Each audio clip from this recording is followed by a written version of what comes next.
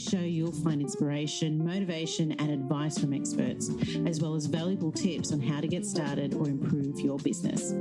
Let's dive into how you can begin and grow your wisdom business. Inspiring others looks different for everyone. How will you inspire?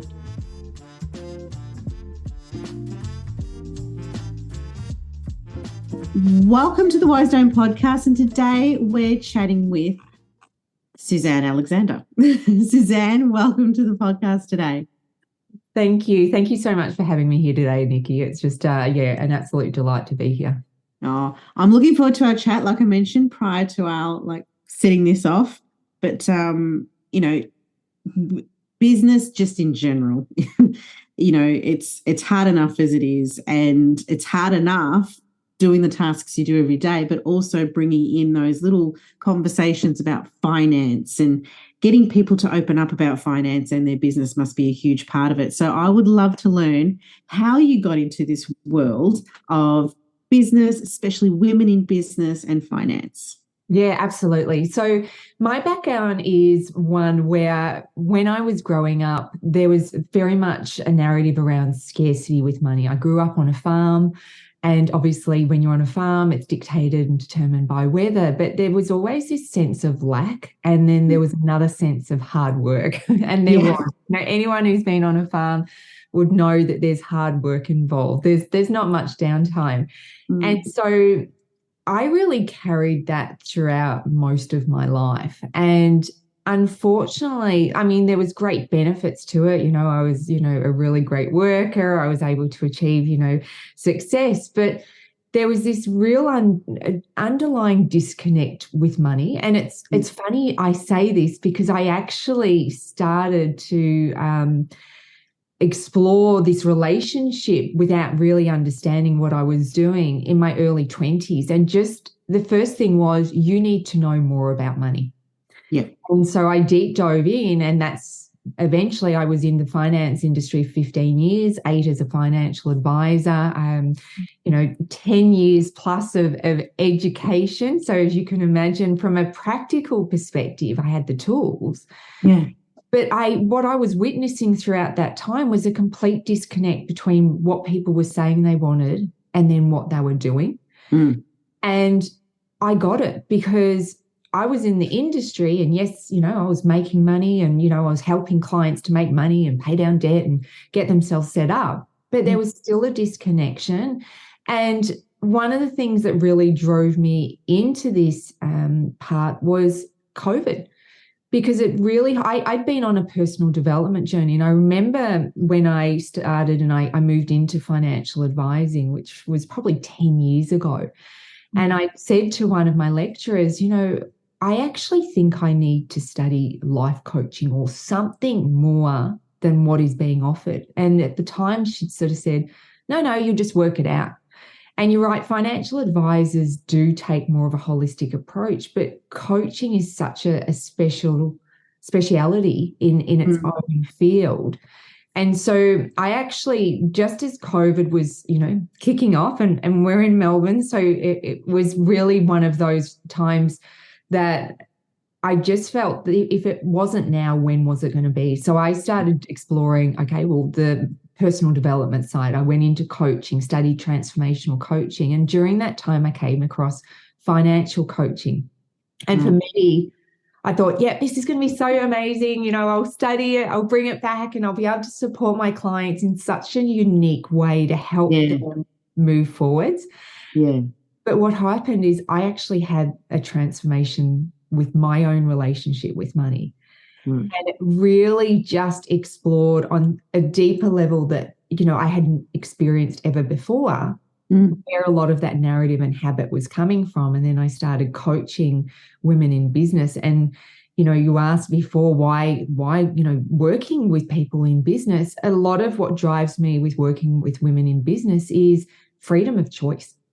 Right. Because if you think about it, so many women go into business for freedom of time. And how do you get freedom of time? Well, there has to be a monetary association there, because money does, enhance your ability to have more time.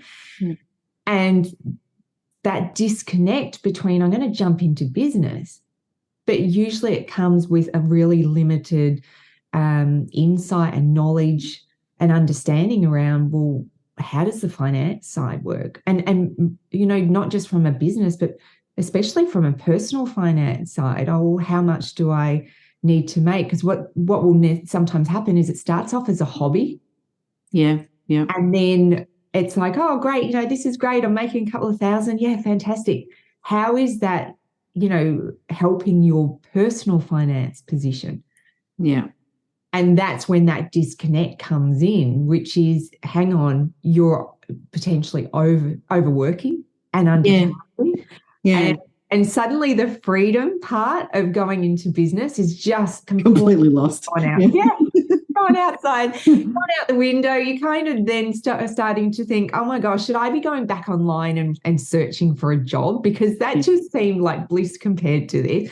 And you know, we were discussing before, you know, when you go into business, there's just so many, you're taking on so many different hats. Yeah.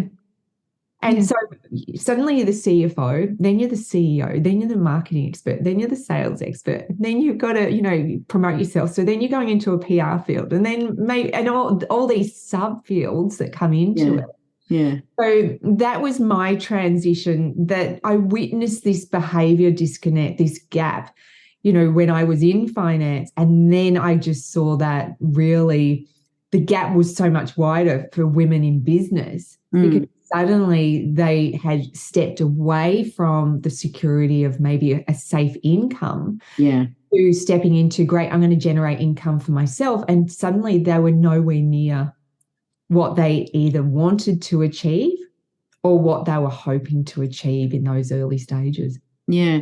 And, you know, like you brought up a couple of points there, and it just sort of, it's that typical, well, not, I shouldn't say typical, because not everything is typical really in this world, but you know, when you're looking at starting a business, like you said, it's all about that freedom. It's that end, you know, vision, that goal. But usually it starts off with a passion. It's something that you love doing. And I guess it really does, doesn't it? It really takes that evolution of you have this passion, you decide, okay, I'm going to start a business with it. But some people, like they have, like you said, it's that hobby mindset, or it's that thought of, well, I'm doing this because I love it, so I don't need to get paid. Or, you know, you forget about that whole financial true meaning of how it's going to get you to that point. And, you know, like you said, there's so many hats that we wear that every station in the business, you know, obviously affects that journey. But it is, you know, it is such a hard, I say hard, but it really, I guess it just means you just got to learn to learn, as they say, and just really find what works for you. And this would lead me to my question: when it comes to how you're coaching people, have you discovered that there's, you know, are there different ways that you've had to help your clients in coaching them because of their background, understanding of money, their connection with money, their relationship with money, all that sort of stuff? Have you had to alter maybe different ways that you teach and guide them through? Yeah, absolutely. And a lot of the work that I do is one-to-one. And for that reason, because when I'm in a coaching session, what I find is one particular person will, you know, I can use certain modalities and tools, and then another person will come in. And unfortunately, what underpins a lot of the disconnect with money is this sense of fear, guilt, shame, uncertainty. And usually that's linked to a challenge or a trauma.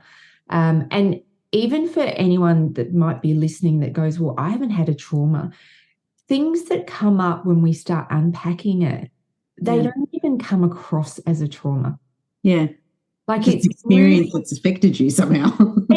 And that's the really unique thing to every individual. It could be something as minor as being told off.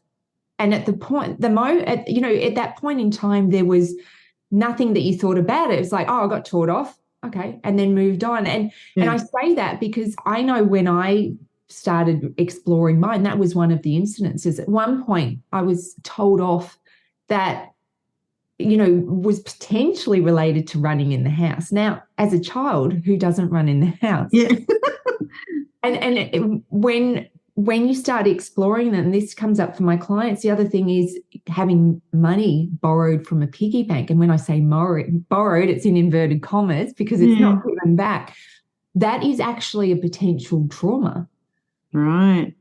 Yeah. Because then what can happen is that at that point, that child, because most of our money beliefs are embedded by age 6 or 7, unless we start upgrading and do the work, then what happens at that point in time is the child could be thinking, oh, well, if they've taken the money, maybe I'm not worthy of having money.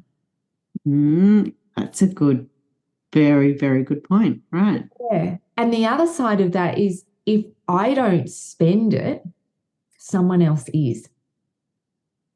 God, you need to have a psych degree with this bloody stuff. And that's why I love the psychology side of finances, because we really start to explore that things that we would just brush aside and go, yeah, it's all fine. What we don't realize is that sometimes when we don't bring a narrative, which could be, something like that. I've taken money because of, I've got to, I'm short on the bills, but I'm going to pay you back. Just helping to give explanation, because as individuals, we're fantastic storytellers. And so our mind goes into overdrive, and unfortunately we're wired for the negative. It takes work to focus on the positive. So it is that, what is that narrative that I've told myself? And then how is that relaying back into the world of now I'm in business? Because the opposite is, how does someone that, is super successful in business, how is their narrative working? Because it'll be vastly different to someone who's struggling in business. That they'll be more in that growth mindset, that abundance mindset, whereas someone who's really struggling and, finding it difficult and overwhelmed and maybe not having the money conversations, not maybe charging appropriately, will be more in a space of scarcity or lack. And fear is by far the most common emotion that comes up for the women that I work with. And how do you lay down the new pathways? Like, how do you set neuroplasticity in that sense of setting new pathways for people to just overcome those fears? Yeah. Like, is there any major, obviously it can take time. And we don't have all that time today, but do you have any particular tip or anything that you can suggest someone to sort of get that ball rolling? Yeah, look, I'm going to give you an example because it literally happened Sunday, and it happened. Okay. And I hope you can laugh at this as well as you guess. But Sunday morning, 7:45 a.m., we locked ourselves out of the house. Now you do, as you do, going to do the run to go get coffees and fresh sourdough. And at the time, my husband just joking, well, I thought it was a joke. Have you got the keys? I'm like, oh, no, come on, let's get in the car. He goes, no, seriously. Now, I've just gone into, complete, okay, so what does this look like? What are our options? But once we got into it and realised we're not getting into the house, then it was like, okay, we got to ring a locksmith at 7:45 in the morning. And then it was like, okay, well, how much is this going to cost? And what's the inconvenience? Feeling guilty that we're going to probably wake someone up on a Sunday morning. Oh. Like all of these things. Because again, I'm thinking this way. And then obviously when we, paid to get in, and I remember thinking at that time, I think we've been overcharged. Literally, it was like a 2-minute job. And I was going, and my husband's like, what are you doing? I'm like, this is what I'm thinking. He's like, just let it go. We've paid for it. I'm like, no, because what's happening for me is something's coming up for me. Yeah. And so that's the first point. What's the awareness? Because my first reaction was, we've just overpaid to get into the house. I mean, it's an emotional decision. You're on the spot. What are you going to do? You're going to either say yes, which was completely different to what was advertised on the website, to what we paid to actually, get into the house. Right. Okay. And so that was the first thing, is awareness. So for me, it was literally stepping into, okay, why are you reacting this way? Why are you thinking that you've been ripped off and overcharged? And it comes back to the beliefs that I had in childhood, like, not wanting to be taken advantage of, or not being ripped off, or not being, a lot of women will talk about, they go to particular service providers or, even to the, maybe they're getting their car serviced and think, gosh, do I really need to pay that? Or are they just telling me I need that service? Yeah.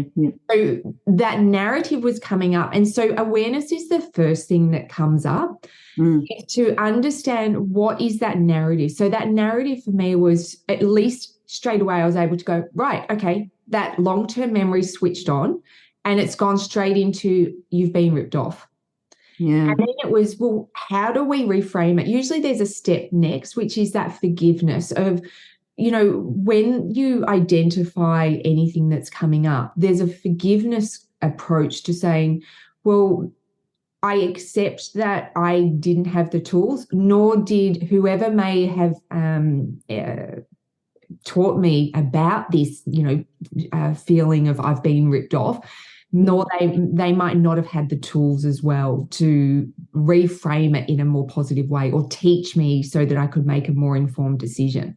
So there's that approach. So awareness, forgiveness, and then it's really starting to unpack the mindset. What is that narrative and how can I reframe it? And straight away, it was like, okay, yes, it vastly different from what was advertised on the website, but I've actually just paid him for the fact that he knew what to do. He got us into the house within a couple of minutes, which we could have been waiting around for hours. And there's a great story of, and you've probably heard this, which is, there's a manufacturing plant and, they turn over a high amount of products, and suddenly their belt stops processing, which means that everything's starting to bank up. And so they call this specialist to come in, and it takes him literally a couple of seconds to just turn a switch. And they're like, fantastic, you've just saved us, X thousands of dollars per minute that was, being lost by that not working. And they said, provide a bill, give us a bill. And he handed over an invoice for $10,000. And they're like, it was 2 seconds. And he goes, okay, I'll itemize it. Yeah. And I can see you're recognizing this.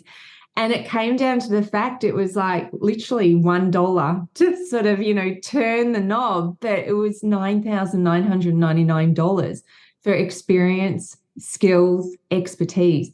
And it's understanding as business owners that that's what people are paying you for. And I do a lot of work with, lawyers as well, and there can be a massive disconnect, but I just know this. I don't feel I should be charging. And it's like, yeah, but this because of the vast amount of experience, the skills, knowledge, education, qualifications.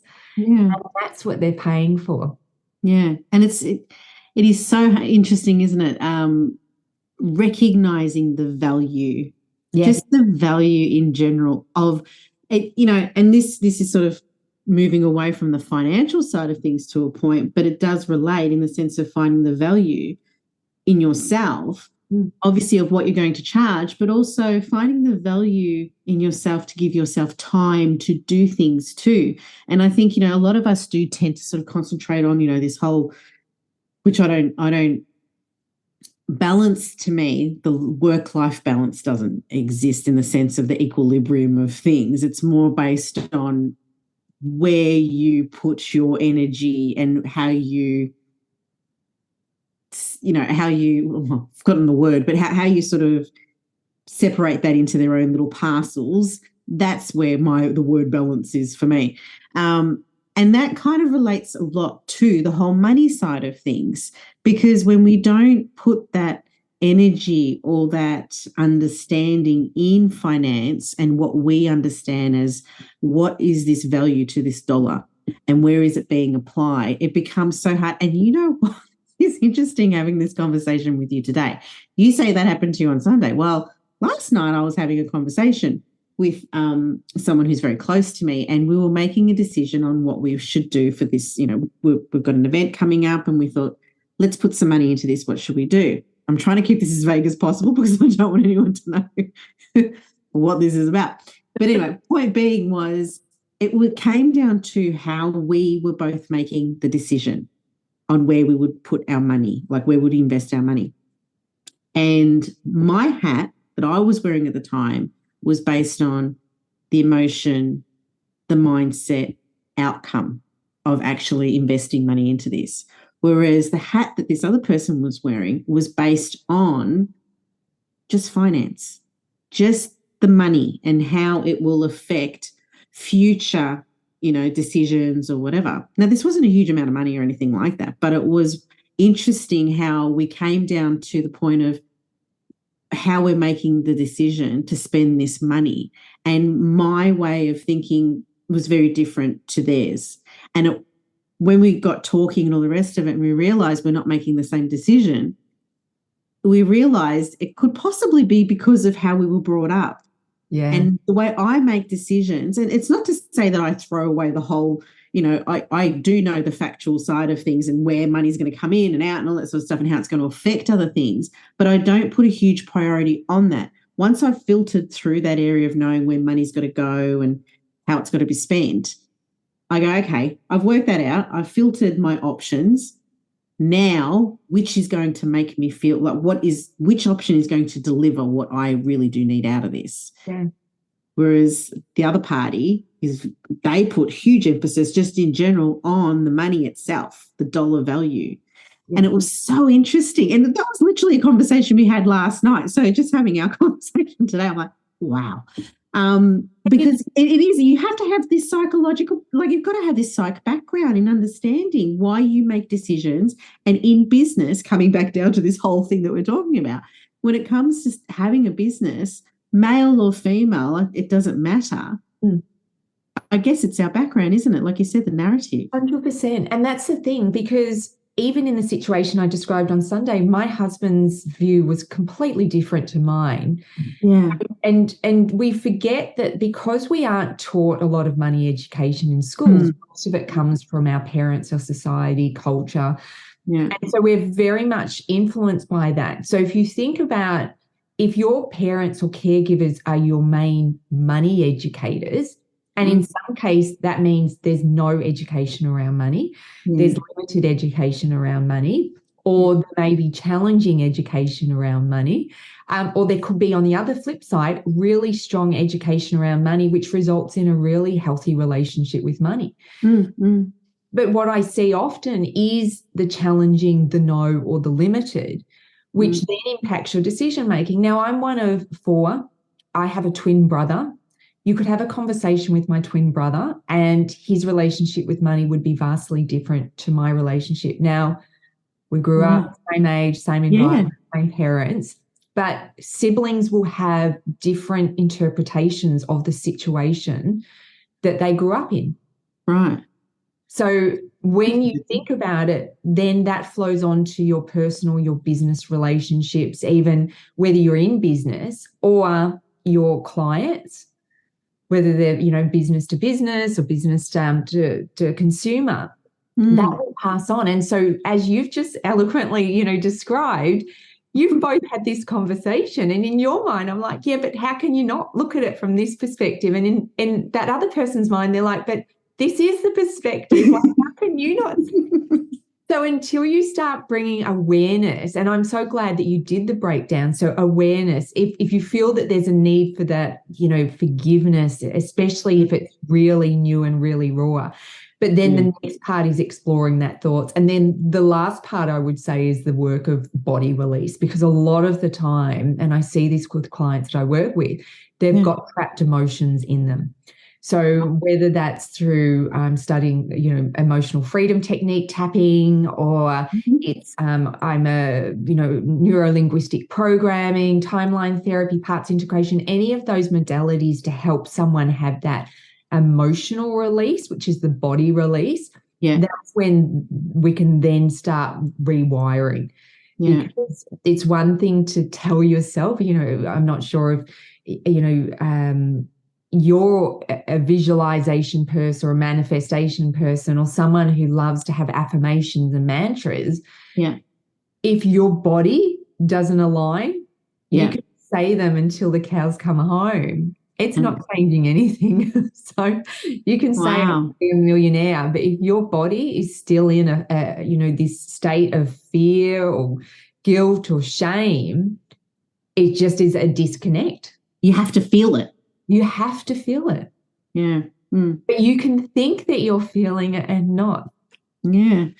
It's so interesting, these conversations. The universe works in wondrous ways, I'll tell you what. I know, especially for timing too. But I'd love to ask you, let's get back to the whole, obviously you've gone into this world of helping other people. I'd love to ask you, obviously, like I'm preparing to launch a program called Effects early next year, January next year. And it's all orientated around grabbing everything that's in that head of yours, this experience and everything, and translating that into sharing your knowledge with others. So I would love to know how you interpreted all of this in here, this gorgeous head of yours, and sharing it with everyone. Like, how did you discover the option? Well, so how did you work out how you wanted to teach and share? Yeah, great question.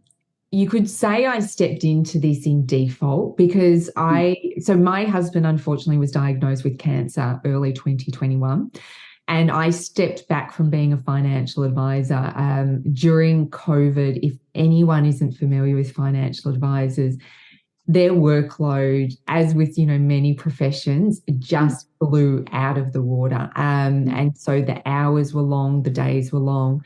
And I just took a call that I'm not going to be able to support my husband. So I stepped away and I delved straight into the financial coaching. And part of that was really starting to explore what does it look like to embed my skills coaching others. So I started coaching one-to-one. I'd made a choice that it was going to always be via online because I love to travel. And also I felt this feeling that allowing an individual to be in the safety of their own home or their work environment or wherever they chose to be. I mean, I coach people internationally or globally. So allowing them to be in a space that they feel safe in then was going to support them. And so getting this knowledge out, it was, let's just start with this process and see how that works. And then that led into speaking opportunities. And so, it's sort of evolved, but the coaching per se has been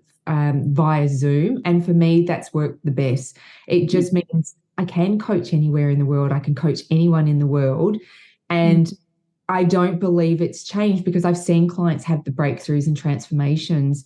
And I don't feel that they're really there's any discourse by not being in the same room or having that face-to-face versus being online. Yeah. And look, you brought up a really good point there too of being comfortable in their own space, because based on the topic, money and business as well. So that's sort of, that's a huge ownership thing too as well on their mindset. Being comfortable in their space is so important, and taking that into consideration of understanding what your learners are needing to ensure that they can find a solution that will help them absorb as much as they can out of a situation. And the only way you're going to absorb is when you actually feel really comfortable. Yeah. And when you feel comfortable, you're more open to absorbing. Yeah, absolutely. I go through 3 questions when I start coaching clients. Are you in a safe and comfortable space? Yeah.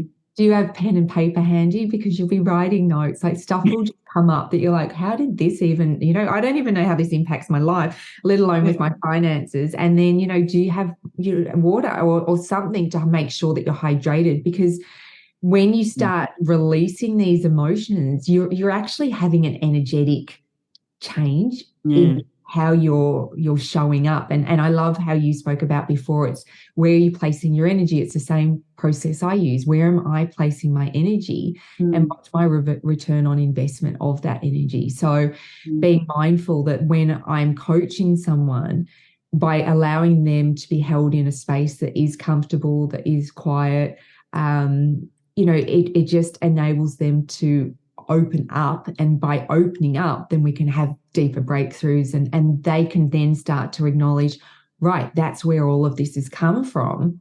Then we start the process of how do we start rewiring this for the future. Yeah. And oh, that's so perfect. It's interesting you say all of that, because sometimes we get lost in our own world of what it is that we're sharing, how we're trying to teach, and there is a reflection to that, and that reflection is the learner and how they're actually absorbing what you're trying to teach them. And depending on the topic will depend on how you teach, isn't it? A lot of that does take into consideration. So, the topic itself, it's not, there's trauma on different levels, and finance itself, like money is always going to be the crux of any conversation, I think, that gets a bit heated sometimes in a private household or in a boardroom. Well, and that's the thing, because it's universal. I mean, as much as people, they either choose to love or hate money, money is essentially what helps the world go round. And it is a tool that enhances opportunities, it enhances relationships, it enhances experiences. But for some people, that relationship disconnect or gap is so strong that they will physically distance themselves when a financial or money conversation comes up. And it's being conscious of people, when they shut down that, or someone who comes into maybe, when you're looking to do something, and that first conversation it's almost fear-driven with how much is this going to cost? Yeah. And it's very reactive. Very reactive. Very reactive, yeah. Yeah. What's the biggest thing that you've learnt, what personal growth have you had through this whole experience of going through this pathway of helping others? Yeah, look, for me, it's I honestly feel so much gratitude to be trusted to work with the individuals I do, because I'm having it's literally they are opening up and sharing their most intimate details. And I thought I was given that privilege, as a financial advisor, because we are given a lot of insights into family dynamics and relationships, and money is emotional. Like money, when we make a decision, it's driven 90% by an emotion. And so for me, my biggest insight is the sharings that I've been privy to, because for me, I've learnt so much as well. So I learnt what I thought was, and I did have that breakthrough and transformation when I studied financial coaching and I was coached myself. And then every time I'm working with a client, it's usually comes back to a level that I'm operating at and I'm working through. So I'm guiding them through. And then by the end of the session, they're having a breakthrough. I'm going, oh, of course, this is what I needed. I just needed to verbalize it. And I'm someone who does like to talk things out. Yeah. But yeah, it's really that awareness of how an event can impact on the rest of your life, and how it can impact on your ability to be open to possibilities and opportunities, or whether it'll dictate you shutting that down. And that's one of the biggest things that I had so many opportunities presented to me, but because I was in a place of scarcity and lack in my 20s, I didn't act on them, and then slowly acting on it and watching those opportunities present and taking advantage of that, which has led to me to where I am today. And I think that's the biggest thing for business owners, which is what's holding you back, because you've gone into business for a reason. Yeah. But what's really holding you back from actually going to where you're wanting to achieve, what you're wanting to achieve? And sure, some people have gone in, it's like, oh, I'm going to create a hobby business, and suddenly it's a multi-million-dollar business. But for a lot of people, there is a need or a want of creating some sort of financial return in their business. Yeah. And it's reducing that fear, because when you bring the fear and the need energy in, it's almost like pushing people away. It's pushing money away, or saying that money's not a reason I do what I do. Well, then if that's the case, then you're basically saying to the universe, I don't need money. Yeah. And that one, desperation shows. Yeah. Some Yeah. people will become, we can pick up on it because we all feel it ourselves at times, Yeah. Whether in money or whatever. But there's that side of things. But like you just said, the other side of it is it's just we have to, the relationship we have, I think, just always comes down to the relationship we have with money. But it does when it comes to business, personal, whatever, every decision we make, especially obviously in the business side of things, will reflect on our relationship with money. We will sit there and so I know for me, I can be sitting in situations going, I know the funds we have don't look like a lot for other people, but I'm fine with it because I know I can stretch this, I can do this, I can work with it. Whereas someone else who has a different relationship with money might sit there and say, and start freaking out and be reactive and try to do other things and lose focus. Yeah. So I think what you do is absolutely fantastic, and I think it just on that side of things and getting people to become really aware of like you said, their narrative is a big thing. Is there any advice that you'd like to give anyone who might be traveling, who might be coming from the finance industry as well and thinking of doing and sharing their wisdom across to other people? Is there any sort of advice you'd like to give them when it comes to this field and industry? Yeah, one thing I would say is start exploring that. I do coach financial advisors. We all have our money story. It doesn't matter whether you've been in finance or whether you haven't. Everyone has their own money narrative. And unfortunately, without exploring what your own money narrative is, then it is really hard because you're not aware whether you're passing those beliefs on in a coaching session or whether you're coaching in a meeting with a client or when you're presenting in a boardroom. So it's really also, I would say that understanding your money relationship affects everyone. Yeah. And it might be great. I've had people when I've done speaking opportunities and they've said, oh, I actually didn't have anything that came up but I'm still not where I'm at. And it's like, okay, well, then there's something else that's potentially holding you back from exploring. It's just not something that I've listed in the presentation. But then some people are like, I grew up in an environment where my parents talked about money at a really, open level, and they were honest when, we were struggling, but they were also honest when we were doing really well and we were part of that decision making. And it's really set me up well. And that's fantastic. So it's just acknowledging that. But if they're in the finance area and they're sort of looking at, okay, well, how do we support our clients more? Definitely financial coaching is another avenue to be able to do that. I think it goes even deeper, and that's why I'm continuously learning in all the modalities, because you do need to be quite conscious of when you start exploring, and if there is a trauma, and I'm very open with some clients, I've referred them on to psychologists and therapists because there are deeper issues that's what I'm not qualified to do.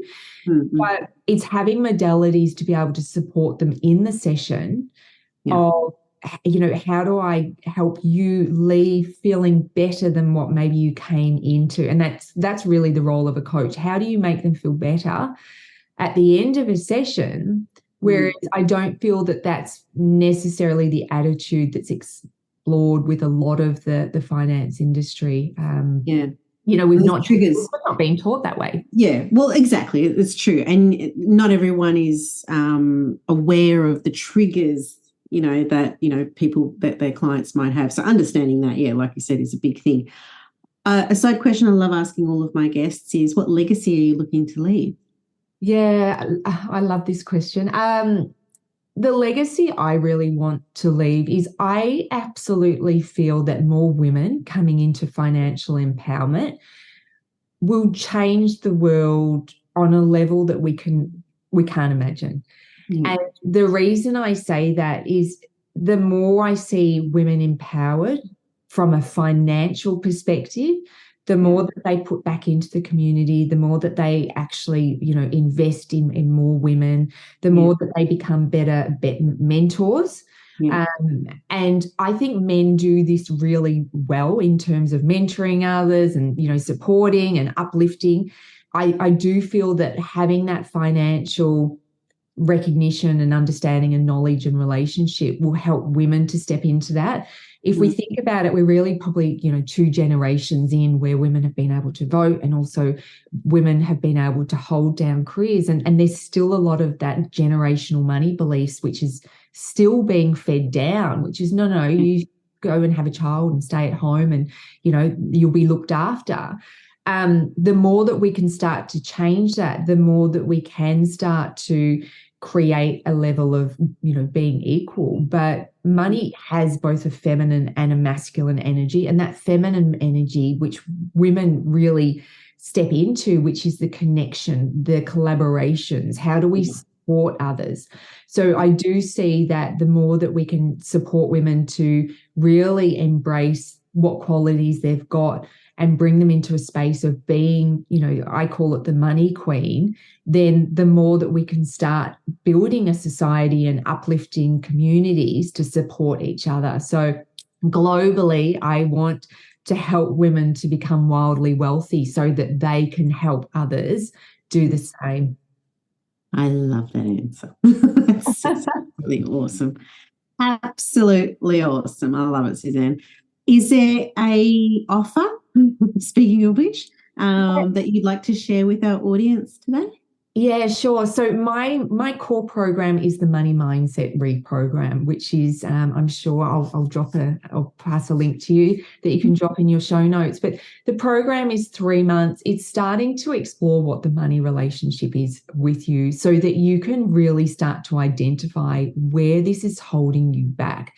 Because the more that we can understand that relationship, the more that we can build financial literacy. So it goes into the mindset, it goes into the practical. So there's a conscious cash flow planner.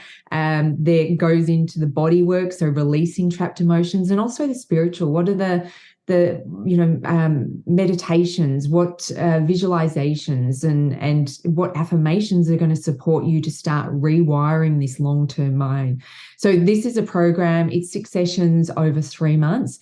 And that would be my offer, which is how can I support you to really start up-leveling your relationship with money? And so that then in turns help you to create more confidence, choice, and money in your business and life as well.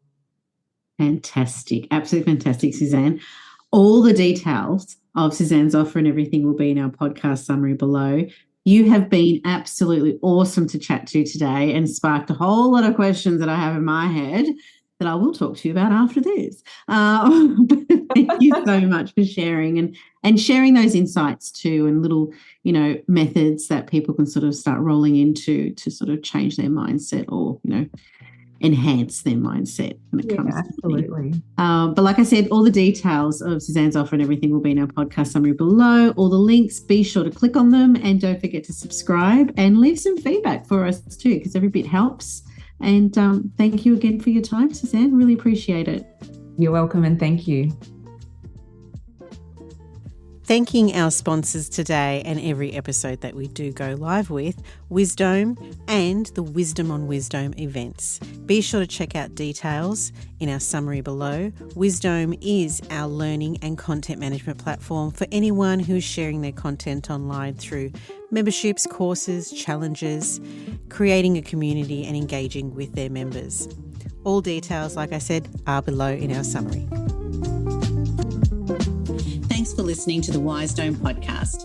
If you enjoyed and have been inspired by this episode and you'd like to support the podcast, do subscribe and please share it with others. Post about us on social media or leave a rating and review. To catch all the latest from me, Nikki Kelly, you can follow me on Instagram at Wise Dome Podcast, WISEDOME podcast. I'm Nikki Kelly. Thanks again, and we'll catch up next time.